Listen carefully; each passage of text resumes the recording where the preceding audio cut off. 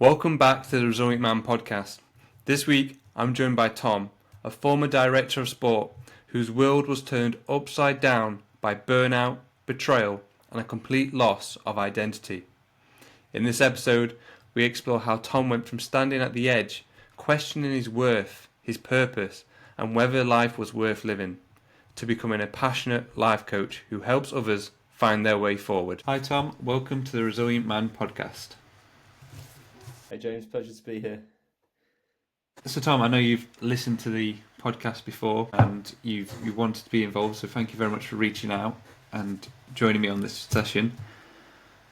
In these sessions, we like to focus on those key moments in our lives, those key bits, or those key moments of struggles, and sort of like break those down and look at how you got through them in order to inspire other men. So if you was to give us a little bit of just like the headlines, as it were, of 2 or 3 key moments for you of what you want us to dive into, what would those be? Yeah, well, I've got a background in playing sport, mainly racket sports, and then coaching and teaching sports, and went to a sports university, was having a great time. Actually came back from coaching tennis in America, which was incredible experience in Connecticut for a summer.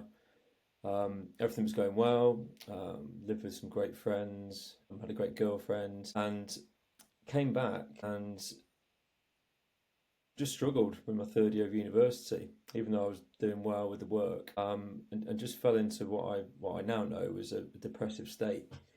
I didn't really know what was going on or what to do. So that was one area where I had to be incredibly resilient and seek support and help. Then recovered and life cracked on and moved down to North London, started my teaching career, qualified, worked in some fantastic schools, promotions, great tribes and communities of teachers and colleagues and sports people, especially in the tennis world. Got promoted to being a director of sports. I got to the top of my profession. Moved back to the Midlands, and everything was going well. Got married, had 2 boys. I got to the top of everything was great, and then was unfortunately involved in a sort of toxic work environment, which was really, really difficult, and was questioning my identity and my worth and my purpose, and that led to another phase of mental health struggles, to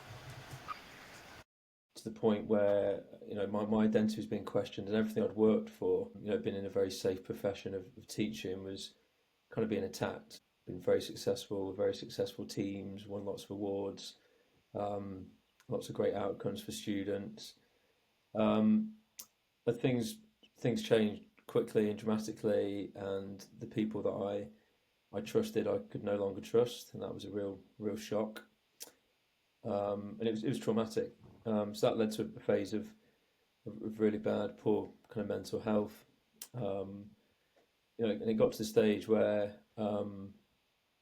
the depression got really serious, and I was really down, and I was questioning whether I wanted to be here, full stop. Sought lots of support from family and friends, but it was an internal battle that no matter what support I was getting, the kind of story of my identity being attacked and my self-worth being attacked, and all of a sudden, saboteurs and limiting beliefs, are just having an absolute field day in a party. So I became kind of connected to my past, to that career, that status, the ego, that identity. I was obviously very proud to have got a top job. So yeah, that drew me back towards. I did life coaching qualifications in 2019 and 2020. Always been fascinated by the human mind, having studied sports psychology, and it led me to embarking on what I'm doing now, which is empowering people to be happier through mental fitness and life coaching and positive intelligence. So I'm still in service of people, just in a different way, but having had my own struggles and reaching out to other people who've had struggles, I'm really passionate about creating spaces, in particular for men, to be seen, to be heard, to be held in non-judgmental environments. Um, and yeah, there's lots, as we were saying before we came on air, there's lots of things that are happening at the moment where things are aligning from my past, from really authentic, great people, and there's exciting projects. So that's where I've had to show resilience, from changing, almost changing identities and realizing that my self-worth is not my job, it's not my status, it's not my salary. I've got my unique essence, my soul, my skills, my personality that remains the same no matter what life throws at me. Wow. Okay. So there's a couple of things there. So I'm assuming you went university was that initial thing before you went into work in that environment. Yeah, So do you want to just take us back there briefly? So um, you're in university. So you've done your first and second year, and that was okay. yeah. And then, so can you break down a little bit more as to what happened in the third year? Well, actually, in hindsight, I think looking back towards the end of my second year, you could get quite a lot of your degree done in your second year, like over a third, um, depending on your modules. So by sort of May of '98, we'd kind of secured quite a lot of work. The guys I was living with, we were on top of things. We had a big trip to Dublin with my friend, and this was before I went to the States, and it was just like magical times when you were going out, having fun. There's just opportunities everywhere to get to know people and connect. Strange things were happening. Like went to Dublin and met somebody there who was then going to America near where I was. So yeah, there was the party environment, the club environment, the drinking environment, the culture. I was never a big drinker. I enjoy a night out, but you can look back and think it was actually quite a strange time, quite a toxic time, um, because everything did revolve around kind of going out and going to the pub, um, as it did when I was in the States. Had some incredible times, but a lot of it was sort of heavy socializing and late nights. Um, so obviously when I came back from the States, I think it was just a complete shock to the system. I've been in this incredible sports camp, which was like a university, heading up the tennis program. Played a demonstration match in front of like, I don't know, like 800 people or something against the tennis pro. Everything was great. Um, and despite what I was coming back to, which was, an amazing girlfriend, really good friends, something was missing. I think I was just kind of confused about exactly what I was going to do. Having had this experience, and the way I described it to a friend of mine was I could feel something coming on. I didn't know quite what it was, and then it was like I was switched off, and it got to the stage where I was like spending a bit more time in my room, and then it was like, okay, start saying no to a few things, and then it was like, okay, start questioning a lot, ruminating in my mind. And I remember one day I was just sat in my room, my mate came in, and I was just bizarrely holding my tennis racket, sat there, and he was like, what are you doing? And I was like, I don't know. So I just sort of sat here in my own little world. Um, and then quite rapidly, all form of stimulation, whether it be from friends, girlfriend reaching out to me, family, nothing seemed to hit home. So I became a sort of a being, not a person. I'd say I've been completely turned down. So I had to leave and go and seek support and be at home, which then came with its challenges because that was feeding like, okay, you've stopped for a little bit, you failed. What are you going to do? Are you going to go back? What's going on? I've never felt like this before. That was incredibly traumatic, and what you remember is like the little glimmers of light when you re-engage with things. So I can remember sort of by the following sort of February, March time, like re-engaging with football. I'm a big United fan, and which is obviously not going so well at the moment. But I remember sort of engaging with that Champions League run in like 1999, and suddenly it's like this is interesting because it didn't matter what you put in front of me previously, whatever it was, all the things I like, it just wasn't registering.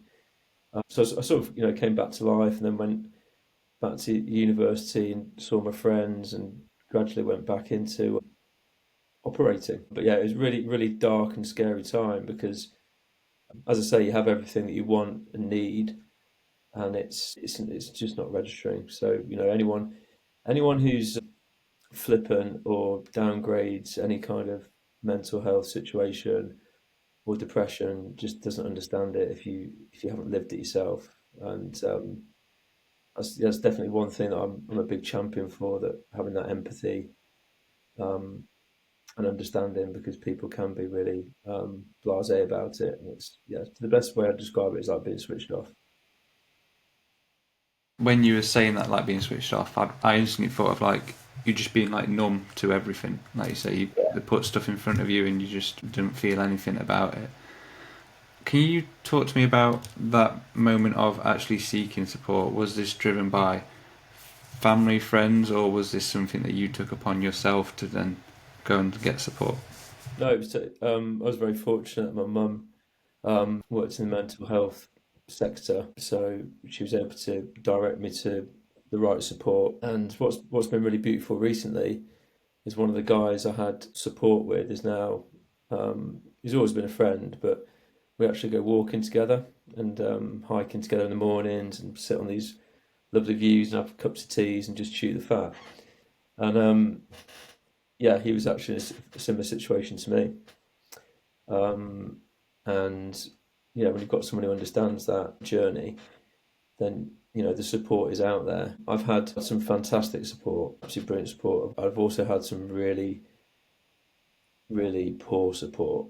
So I sympathise with people who are waiting for support because sometimes people can't wait, and it's if the person is not in a position to articulate what's going on, then often they can be dismissed, and that's heartbreaking. So I'm really proud to be. I'll give a shout out to the Hike with Mike Foundation. They're a walking and hiking charity in Nottingham, and the founder Mike's absolutely inspirational guy. And every 5 to 6 weeks, about 100 people go hiking, um, outside, offline, sharing stories if they want to. But the community and tribe around that is just phenomenal. And I actually take a carload of people with me now from near where I live, um, and I've met people there. One lady who's just finished hiking across the Arctic and raising money for victims of domestic abuse. I think I only chat to her for 15 minutes, but it's just like it's incredible to stand next to someone and say, "Look, you're an incredible human being," and people who've had these challenges and have shown resilience are just true heroes. If someone's struggling, when do you think is the right time to get support? It's a great question. What springs to mind is the right support. So I've been through the normal challenge of channels of support when you get on a waiting list, or you get um, on a waiting list for therapy or counselling and things like that, and then you can be sort of left in limbo. I mean, even if you've got the resources to go for private fund private therapy, you can still be left on a huge waiting list. People can only do what they can do within the system. Some of the most powerful support I've had has been in men's circles and men's groups through people in the life coaching community. Um, there's a fantastic man that has helped me called Jamie Robbins. He creates men's circles. Sorry, I'm getting a bit well off a bit when I talk about him because he's such a great guy. And I was in a group with him and three of the guys, and we just met every week for I think 3 months. And it was like, right, here's a space where there's no judgment. You're listened to, you're held, and people empathize, and then people will reflect. People won't fall into the typical trap of trying to fix people, which we do as men. And it's like we feel this need to fix instead of just listening.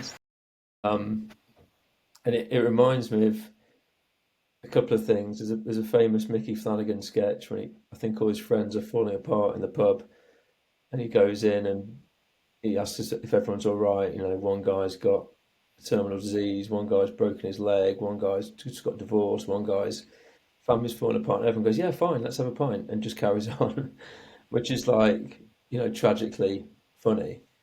And I Yeah. had personal experience of that when I was getting divorced, where some people thought they should try and fix me, and it was coming from a good place, and people were like, "Yeah, just get back out there, mate." And it's like, well, actually, I'm separating from someone I've spent 20 years with, um, got two beautiful kids with. Getting back out there is not what I need, and it's really interesting at times when people reflect on you what they think is the right thing to do without listening to the person's emotion or story or picking up on the cues. So to answer your question, I'd say, if you've got someone who can listen, and it can be like a confidant, like a coach, like a friend who's emotionally intelligent. I think that's huge because I've even had professional people who just try and advise, and they say the same things like, yeah, just get some exercise, go to the gym, eat healthy, and it's like, when you're in that situation, you know all that, but doing it is another thing, and it might be taking really small steps to go on a hike, a small hike, with one or two people and start off that way, than people coming up with quick fixes. Get a 6 week gym pass, you'll be fine. It's like, this is your internal system. These are your limiting beliefs. These are your saboteurs. This is your mind clutter. And exercise is obviously incredible, and I'm a massive champion of it. But the processing has to be right, and your energy and your heart has to be right to be able to heal. So you mentioned about, I guess, talking to people around you and coaches and having someone listen to you. How would you approach that now? So if you was struggling back in that state now, how would you approach telling someone how you was feeling? Oh, it'd be. I mean, I'm really fortunate to have a huge network of people who have got an understanding of my story and my experiences. Um, what Jamie Robbins did a few months ago, asked a great question. He was like, "Who would you pick up the phone to if you had to make like one call when when you were in need?" I actually called him, left him a voice note, and it's so having that connection where it's like it doesn't have to be the phone call, it doesn't have to be a meet in person if you're not up for it. It could be a voice note, it could be a text, and just knowing that you are not judged and you can be brutally honest and say, "Look, I'm really struggling here. Can you give me a call? No, or can you just listen to me?" And it can also come from really unlikely sources. I remember being upset about 4 months ago. I just went to clear my head. I randomly bumped into a guy from school that I knew. Um, and he said, "Oh, mate, I haven't seen you for a while. You're right." And I just said, "No, I'm not all right." And he was like, "Right, let's go outside." And we sat there, had a coffee, um, and he just listened. And he was like, it was amazing. And it was like, sometimes just listening, um, it's just absolutely huge because people, generally speaking, people aren't always used to it because when someone's half listening to you, and I'm trained to listen to people on a deeper level. That's part of my training, and to pick up on cues and things like that. And when someone does it to you, it's hugely powerful. 100%. And what I like about that is, first of all, you said it can come from a different place, not always what you expect, but someone you can feel comfortable to talk to about, which clearly you felt comfortable saying no to your friend from school. Yeah, but when I say a friend, I mean someone that I know and I used to see out on the socially, but not part of a friendship group. Just a really nice guy, and it was just like, Yeah. actually, he can already see that I don't look great, so there's no point, giving him some BS. I'm just going, yeah, I'm struggling, and he was like, okay, why? It was great, it was beautiful. And has your relationship with him changed now? Yeah, I mean, what was incredible is he put me in contact. He goes, someone's been looking out for you, and you probably don't know who it is. And I said, what do you mean? And he said, oh, Michael. And Michael's the guy I referenced earlier, who I go walking with, and he'd been keeping an eye on me from a distance through a couple of mutual friends. And he said, "Oh, I'll give you his number." And that led to us, myself and Michael, reconnecting and going for walks every couple of weeks and, sharing absolutely everything. And that was just, it was like a sliding doors moment because I didn't have to walk into that coffee place on that morning at that time and bump into Adam. And yeah, it was wonderful. And in actual fact, I could think back because I know Daniel James has been on this podcast, and I did one of his workshops at the start of the year, which was absolutely brilliant. Somebody like that people who are in service and coaches, the people I trained with, we've got a WhatsApp group of about 50 people in it, and people drop all kinds of life experiences and events and challenges and celebrations in there, and everyone's there to support. It's like a free community of support and understanding. What I've realised in my head is, so this week is Mental Health Awareness Week, and the Yeah, theme for it is community, and it's something which throughout this conversation keeps yeah. coming up, and about surrounding yourself with the right people. How would someone do that? How would someone surround themselves with those supportive, like-minded individuals that they can open and share their stories with? I think it can be sort of multi-layered. I think if you've got the headspace and the capacity and the awareness, or other people have that know you, to realize when things aren't quite right, it's following that intuition and that gut, saying, I need to speak to that person, or I need to reach out to that person, or I need to reconnect with that resource, or I need to re-engage with journaling, meditation, exercise, taking care of your nutrition, hydration. I see a kinesiologist every month, so she gives me a body balance and nutritional advice. So that self-care is huge, and it doesn't. Some of these things obviously cost money. Some are completely free. It's knowing that people, when you reach out, are there. And I think I said before we came on, there's a friend of mine, a girl from university, I'm actually seeing for coffee tomorrow afternoon, who's reached out to me, and it's like you can just get a gauge sometimes, can't you, when someone's not quite themselves, and sometimes it might not be anything that's really serious, but if it is, it's worth having that inquiry or just checking in and knowing that it's okay to give people space at the same time as well, and just be genuine, be authentic, and say, look, I'm genuinely here for you. Or if you don't have the capacity to do it, I mean, it's easier for me, having done the training I've done, when people come to me for support, and they want coaching and they want to learn how to manage their minds.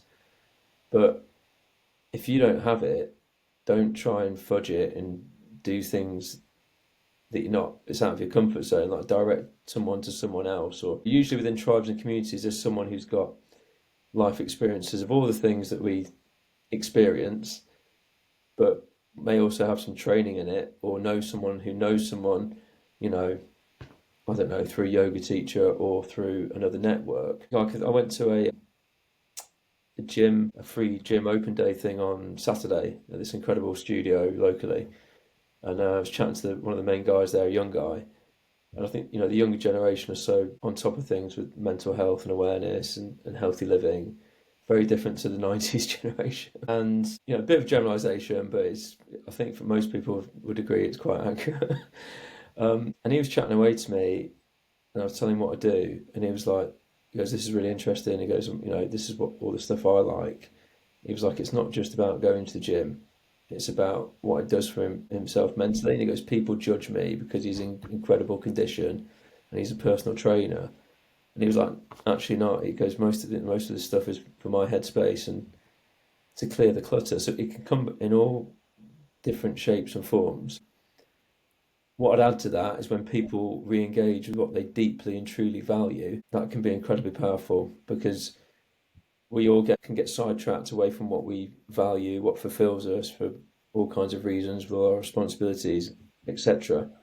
When people realign with that, whether it's sport, art, music, being outside and offline, comedy, whatever lights someone's soul up, if they're not doing that and that's been dumbed down, then you're not living, you're just existing, and you're just going from day to day, week to week. And the phrase that sticks out to me is when someone says, say to someone, what have you been up to? And they say the same old, same old. And I just find that heartbreaking because it's like, you just saw in the same, there's so much to people. We're so unique. People are awesome and incredible and resilient and creative, and we've got so many skills. And it's like, if you're doing the same old, that's maybe when you have to stop and have a think and, are you nourishing yourself? What's interesting about that is the last couple of podcasts we've done, both the guys I've had on said that you need to just like take yourself away and like sit with yourself and have a think about what it is you want, what it is you enjoy, what the stuff that brings you joy, and look at that and focus on doing more of that. And then the second thing I got from that is in terms of exercise. So, not bragging, but I've been on holiday. I've been in Turkey for over a week, but I've not been to the gym, and I've come back on Tuesday, and I've just had loads of stuff going in my head. Get married in a couple of weeks, and my head was a mess. And I was just like, I just need to go to the gym. So before this podcast, I went to the gym, and I felt so much better. And Yeah, it wasn't necessarily for the pump or anything else. yeah, It was just to help clear my mind. Because when you're lifting weights, you're thinking, I don't want to drop this weight on my head. yeah, You're not interested in all these other thoughts. And before we jumped on, you mentioned about how you only used to have like, I think you said like 4,000 thoughts a day, and now we have like 10 times that. yeah. It's crazy. So there are constant thoughts going in your head, and if you can find that space to either sit down with yourself to have a look at what it is you enjoy, or whether it is going to the gym and lifting weights, where you forget about everything and just do what you enjoy and what you're passionate about, I think that can really help. Yeah, I think it's huge. So I did positive intelligence training, and in simple terms, it's left side of your brain versus the right side of your brain. Do you live in love? Do you live in creativity, curiosity, possibility, or do you live in fear? And in that fear side of our brain, in the negative side of our brain, so we've got our negative neural pathways, and we've got our main saboteur when we self-sabotage is the judge. So we judge everything. We don't realize we're doing it, but we're just judging. What people look like, their clothes, their car, whatever. We're just judging all the time. Underneath that, you've got nine accomplice saboteurs, and they essentially trick us and seduce us into thinking in certain ways. Like it's our programming. So it could be our programming to be a hyperachiever. So once you've achieved something, you just want to go on the next thing. You don't sit with your success. You're always looking. You've got that 3 a.m. mind. What am I going to do next? Another one would be people pleaser. The person who you've not really met, who walks into a coffee shop or a bar and suddenly buys all the drinks because their default program is to please. That's how they think they get their rewards. And what that behavior does, it's not a criticism of people. It's just once you're able to identify how you self-sabotage, that's the most powerful thing, because then you can intercept. You can't get rid of these thoughts. You can just quieten them, or they take over in certain situations. But when you identify them and you realize that you're doing it and you catch yourself before you do it, that's massive. That's huge. So if you catch yourself next time before you judge someone, you can actually stop and go, "What am I thinking? Why am I judging this person?" And I do it all. You just do it all the time.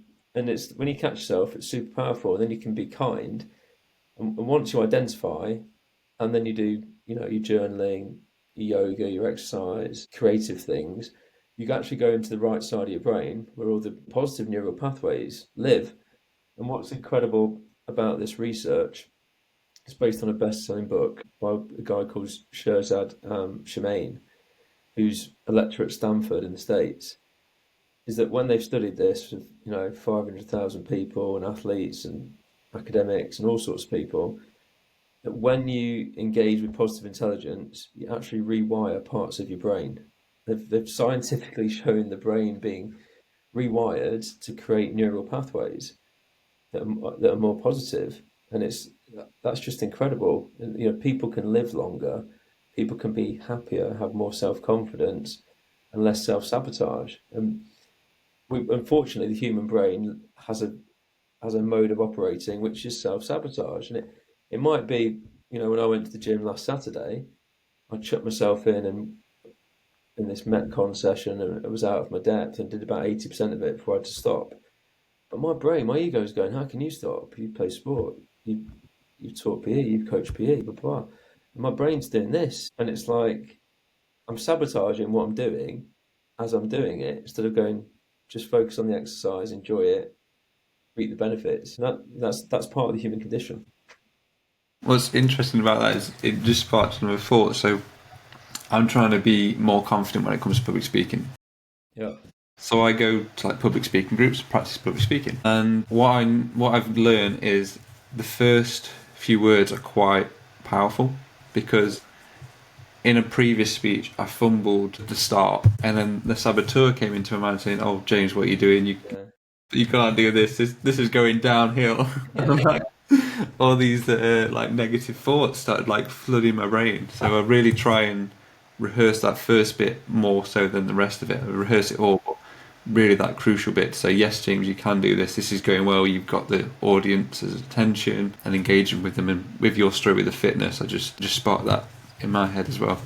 It's so funny because like obviously when the guy asked me what I did, it was like, I work as a life coach and I've got a bit of a background in sport, but it's like the last thing I'm going to say is I'm a PE teacher as well. It's like he's gonna beast me. But because I hadn't done anything like that for a few years, and I went straight into a morning class of regulars. So it's like actually I'm really proud that I managed 80% of the session before I nearly passed out. That's interesting because not everyone would have that perspective, as you say. Most people would think of the negative, like, "Oh, you couldn't do the full session, Yeah. you're not good enough, blah blah blah," and go down that spiral rather than flipping it on its head a little bit and saying, "Actually, I did really well. I achieved this." Yeah, I mean, you've flipped into saboteur mode in that situation when, you're noticing one guy's sort of biceps and six pack and his intensity levels, and he's in the three people you're working with, and he's not broken breath, and he's chatting to you between sets. And your saboteurs are just going like, "Oh my God!" So, but by recognizing that, you can just take a moment and go, getting present, having clarity, and getting present, and going, right, okay, this is what I'm doing now for the next, three sets of 45. I'm going to go at my intensity because a lot of the time we kid ourselves and make ourselves think that people are watching. No one cares. No one cares what I do or what the other guy's doing, what the other woman's doing. Really, it's an individual thing. It's a bit like if you're on a dance floor. In your head, you think everyone's watching you dancing. Which moves should I do? No one's watching you. When you're talking about comparison, it reminds me of something I heard a little while ago, which was generally like on social media or in the gym, you're comparing someone's day 365 to your day one. Yeah. And when you realise that, you're like, actually, yeah, it's about being in your own lane and working on yourself and realising that they've been doing this for years and you're just starting out. Yeah. Don't compare yourself, only compare to yourself to where you were yesterday and keep making those small steps and those progress. Yeah, I mean, I've seen it all the time in sport, especially when people re-engage with activity after a period out of injury or not taking part, and people think they're the same sports person as they were when they were 18, 19, 20, and then they come off playing and oh, did you enjoy that? No, I didn't. It's like, well, actually, you did try like, three crossfield 55-yard passes with your weak foot. But guess what? Your weak foot even wasn't that good back in the day. So, it's hilarious because you look at it and think, why? Because that's it's our brain, our saboteurs, our ego that's taken over. Going, yeah, I can do this. I did this when I was 18, 19, 20. So, yeah, I can run midfield or whatever. And it's like, I can go and do this activity, and it's again being present and being realistic and being kind to yourself and just going, the benefit is doing the activity.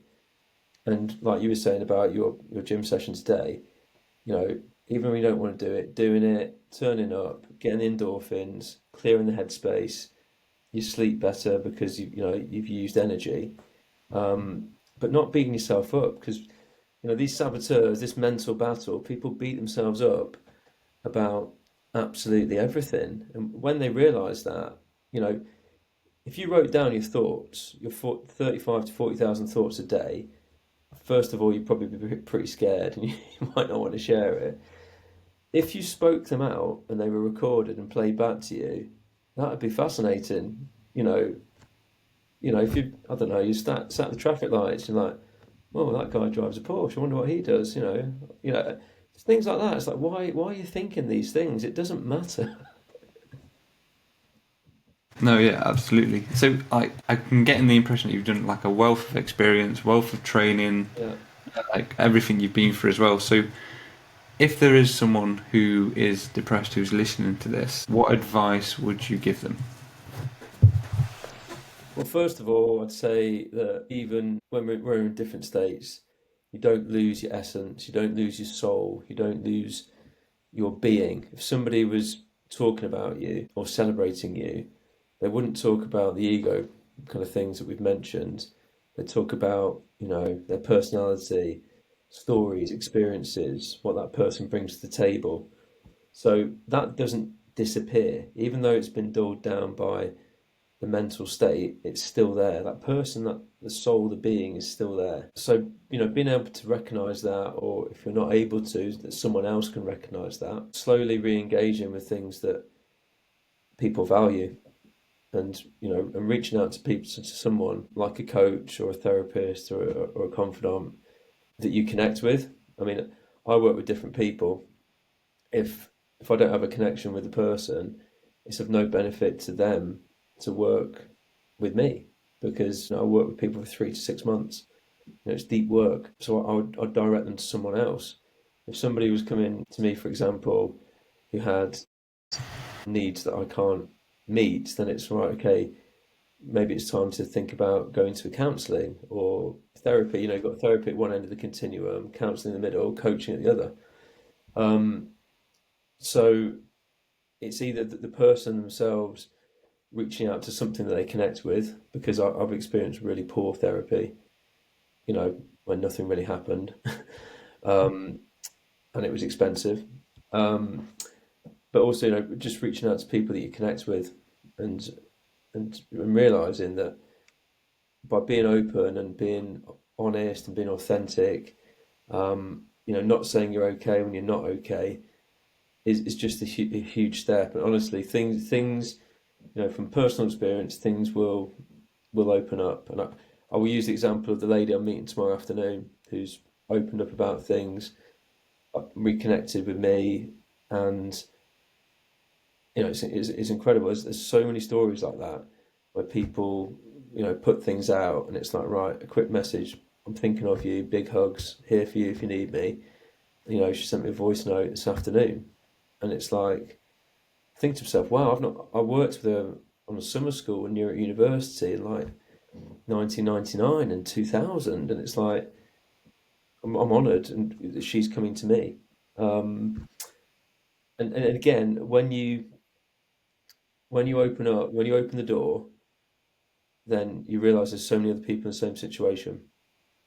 You don't never ever think that you are suffering in silence, that you're by yourself, that no one cares, that no one understands. That's not true. That's your saboteurs. There's a lovely quote by Leonard Cohen that says, it's the cracks that let the light in.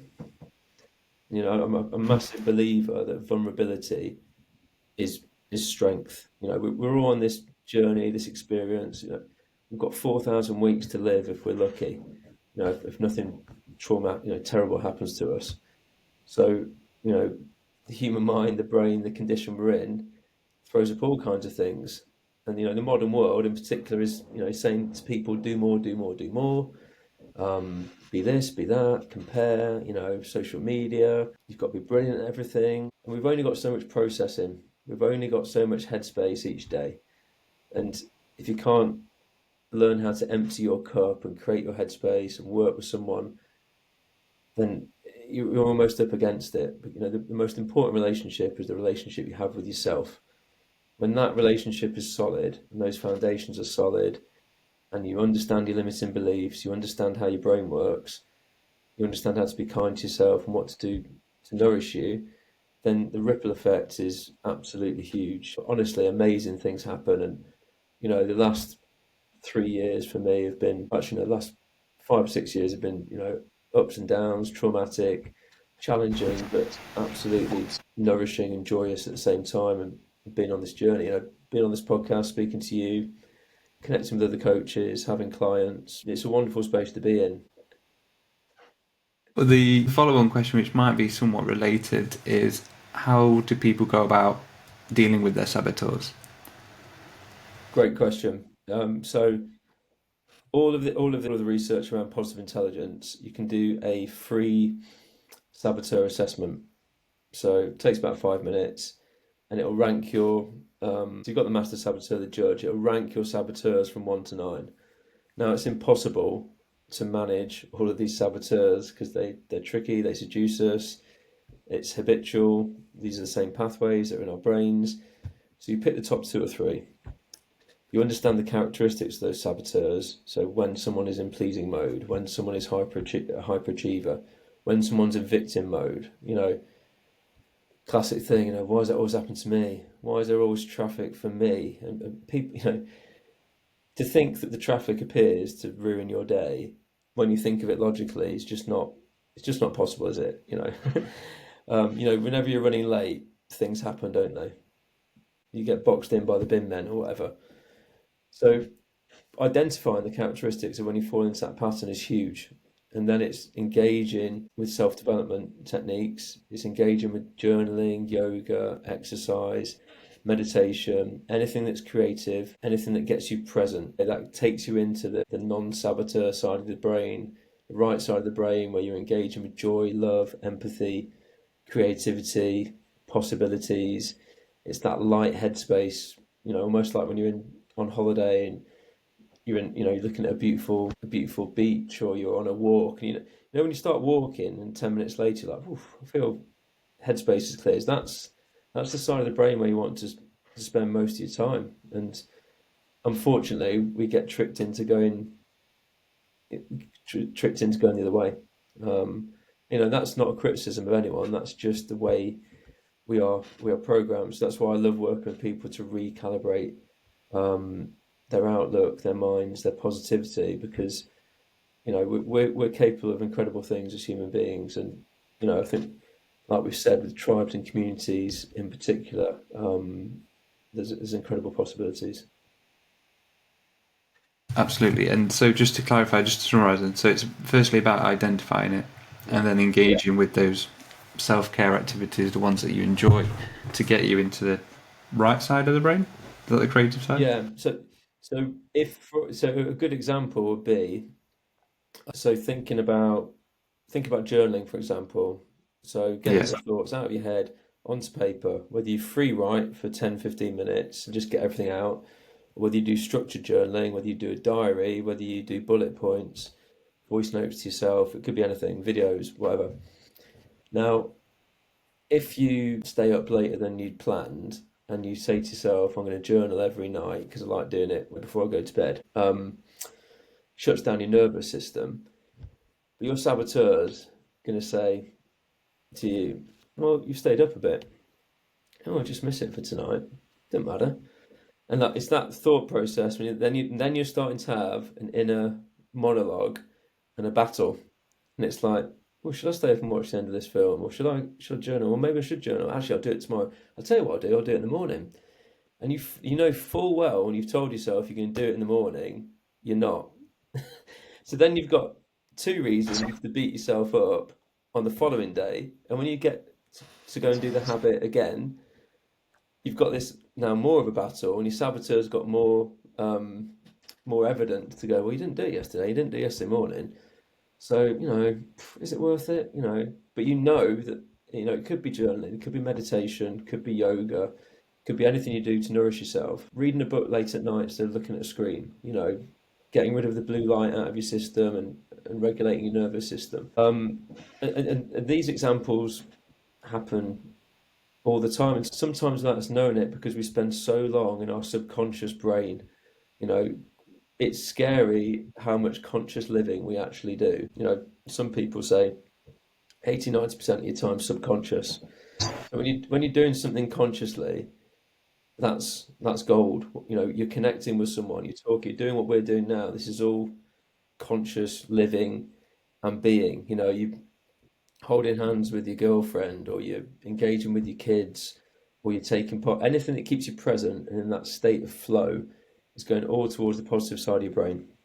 You know, I play a lot of paddle tennis, and I played last night at Loughborough University against some 23-year-old final year students who are like pro cricketers. And there's a little bit in my brain as I'm approaching the court, thinking, playing paddle tennis against some, professional sports people at Loughborough University. I'm 47, but once you get into the flow of the game and you enjoy it, none of that matters because you've got clarity, you're focusing, you're socialising, you're being physical, and the little saboteur thoughts are gone. Now that there was a little bit of time during that match when someone was filming it. Oh, the ego kicks in because it's like, oh, I better look good on this shot, and So this battle's happening all the time, but getting in that present state, that flow state, relationships, connections, experiences, and all the other things I've mentioned is just absolutely huge. You know, if you came along to Hike with Mike walk, you would be in the positive side of your brain for the vast majority of that walk because human experience, outside, offline, socializing, connecting, out in nature, part of a tribe, sense of achievement, absolutely huge. Wow. Okay, that's awesome. So the next bit I want to briefly touch on is the power of identity. So I know you said about your toxic work environment and how it threw your identity out a little bit and your self-worth. Are you able just to expand on that a little bit, talk about the identity you had, the impact on that identity, and then kind of like the outcome of that? Yeah, I mean, I think it's a very similar story for a lot of people in sport and different environments. You know, when you're in a profession and you feel safe and secure, and that starts to get eroded and taken away from you, then you've got this identity as this person because it's your status. It's like, this is what Tom does. This is what his professional life is. So when that starts to change, and I was in a situation in a market town where lots of the parents, lots of staff, lots of kids would see me, and then it was like, why have you left? And what's changed? And it was like I was in a situation where I couldn't say anything, I couldn't tell the truth, and that grated on me massively. And you end up. I remember being in situations where I saw someone I knew. I'd cross the street. I hope they don't see me, and they might have seen me. They might have thought, oh, he's been rude, and it's like, well, I just don't want to engage in that activity. Maybe similar to when a sports person retires, and they've lost that identity. They've lost that high of being. I was a middle leader. We won lots of awards. We were highly successful. I was interviewed in magazines. I presented to governors and dignitaries at County Hall. I was doing really well, as were a lot of people I work with. And when that changes, it's like this has been my pathway for my whole life. From 2000 onwards, that's my pathway. That's my identity. I'm still involved in some sports teaching, and I keep bumping into people who remember me in previous roles, and it's really reassuring when they just see me and say, "How you getting on?" Always remember this or that fixture. But it's remembering that your identity is you as the person. Like, it doesn't matter if I, you know, started driving a van or starting a new company or moved abroad or whatever, whatever thing you can think of. My identity is me. I am unique. I have my strengths and my weaknesses and my skill set and my qualities, and that's what people remember. So I've had some beautiful experiences. I've bumped into ex-pupils. Um, Sometimes when we're out socialising, they're just, "Here's a pint, sir." Really. And one kid came up to me actually in the middle of a market town, and he said, "You don't remember me, do you?" And I was like, "I sort of did, but I didn't." So I've taught so many kids, and he said, "You told me when I was really struggling." He goes, "You didn't realize I was struggling." He goes, "But you told me to believe in myself." And he goes, "You really believed in me." And he didn't even like PE and sport, but he goes, "You kept saying, keep doing your best, and like respect doing your best, and just keep chipping away, and all these positive messages." And it's like, Yeah, it's amazing. So the identity is the person. It's not the salary, the status, because when we're close to leaving this world, people remember the person, the stories, the experiences, the connection. They don't turn around and say, this person earned this money, this person drove this car, this person had Louis Vuitton shoes or whatever. People don't care about that. They care about the authenticity, the integrity, the passion, the personality, the essence, the soul. One of my favorite questions to ask people is what ignites your soul. I say to people, don't answer that straight away. So go away and think about what ignites your soul, write it down, mind map it, express yourself, and then come back to me. And it's a great starting point in a coaching session because people can tell you what ignites their soul, but then it's like, is that being embedded in your life and your world? I like that. And I like the thought of identity is you and not being attached to what you do. I think we fall into that trap quite often. Like to the point, if I look to my phone, I've probably got Paul the plumber as the Honestly, yeah, identity.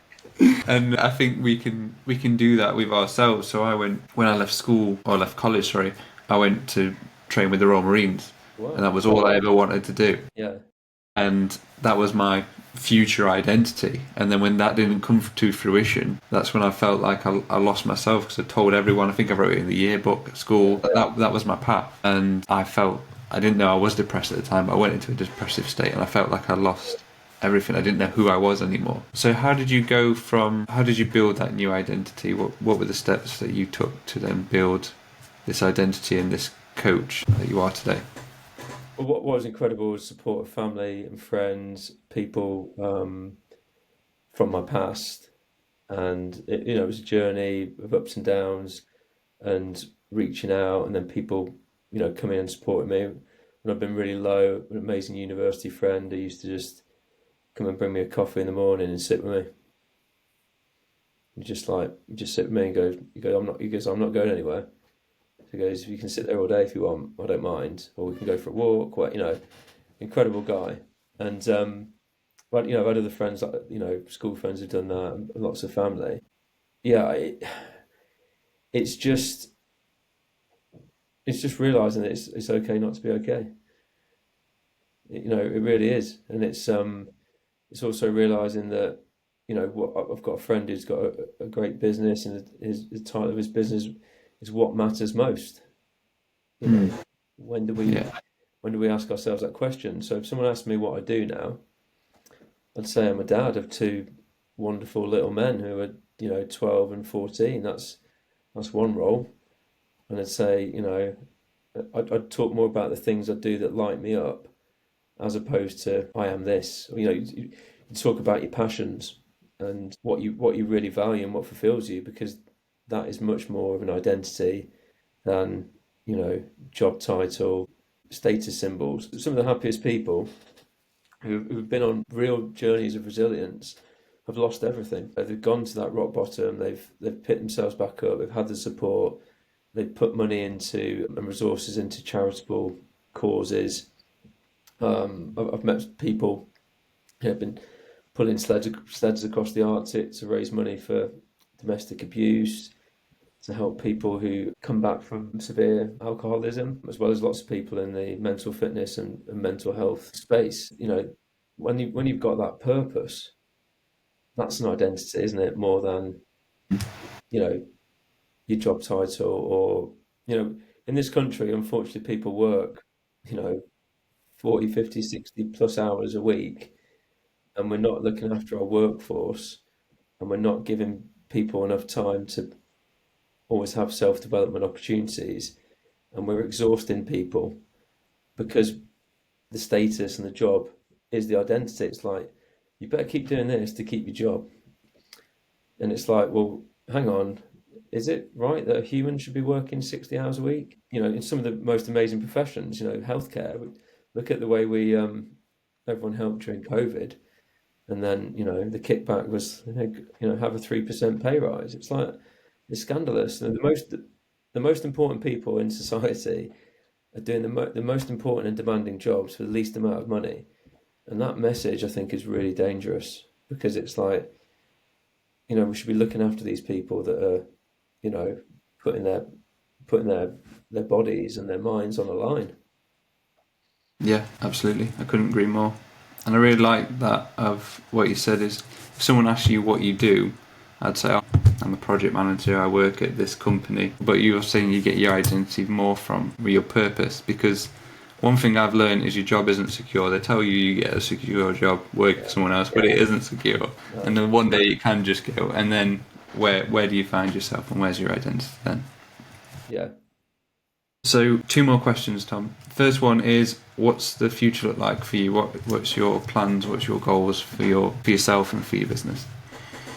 Well, it's really exciting. So I'm sitting here in a Clutch hoodie, which is another um, sort of project thing I have with a clothing brand based around mental health. So to summarize what I'm doing at the moment with my building my client base and my coaching practice is tribes, communities, and collaborations. So the things that I'm interested in are building these collectives, building these spaces. My old doubles tennis partner from North London, we won some titles together.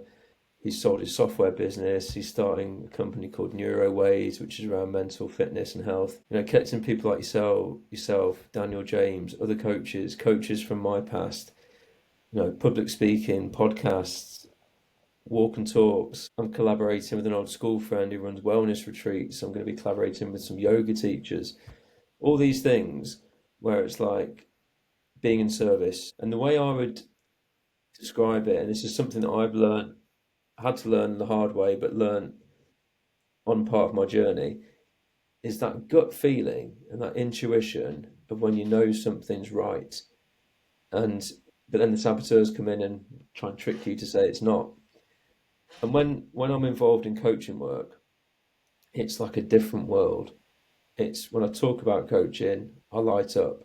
When I'm coaching, I light up. When I talk to people about books I'm reading or podcasts or self-development, it lights me up. I feel like this is incredible. I mean, in the same way that I'd feel if I was playing sport at a high level. Um, so it gets me in that kind of flow state, and it's lovely at the moment. I'm getting all these sliding doors things that are happening, um, and things are building. So I'd like to, expand my practice, build my collaborations, give service to the people who really need it, especially in the men's space. Um, it's huge, and often I get clients by speaking to women. I spoke to a woman a few months ago at a networking event, and instead of saying I'm a coach, which some people don't like, because it's sort of coach, teacher, you might tell me what to do, which is not what it is. She said, "What do you do?" And I said, "I empower people to be happier." And she was like, "Oh, that's interesting." And she said, "Can you speak to my husband?" And I said, "Of course I can." I said, "If you want your husband to listen better, be more present, and engage with the things that light you up, that have made you a team and a couple, um, get him to talk to me." And he did. And it's like, it's powerful work, because society and the world saying, don't have time, be time poor, too many decisions to make, too much overstimulation. We can't even decide what to watch on TV because you can watch anything anytime.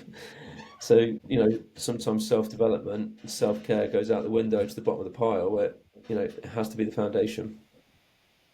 I think that's why we connected. Is we're both on like a mission for impact and for helping others and in the service of others. So yeah, and that's where I'm at a little bit as well. So the last question before we wrap up is, what does mental resilience mean to you? Oh, wow, that's a good question.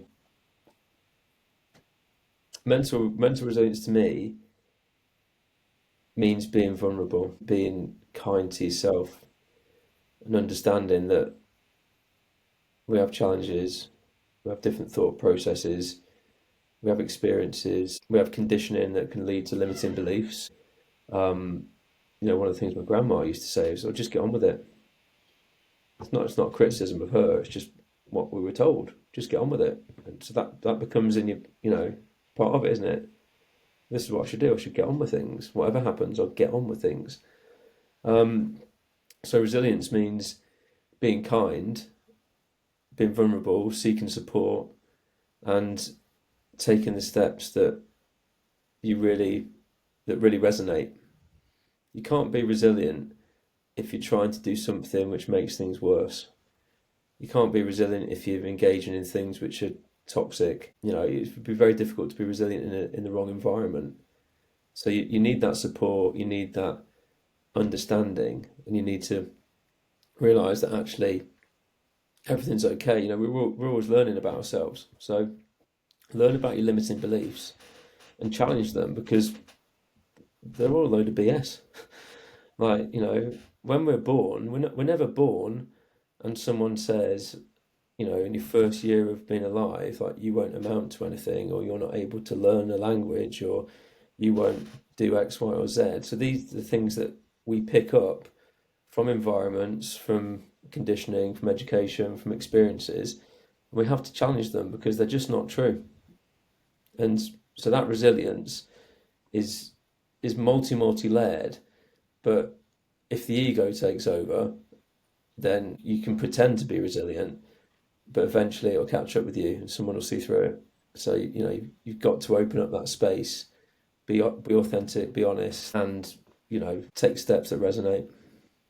Yeah, no, and I think that's about being that vulnerability and being open and honest, like what you've said. And I think that's a really nice way just to round out this podcast. So, Tom, thank you very much for being on. We got there. We got there, mate. We did. I'd happily do it again, mate. It's been brilliant. It's been an absolute pleasure. Man, thank you very much. Take care. Cheers, mate. Take it easy.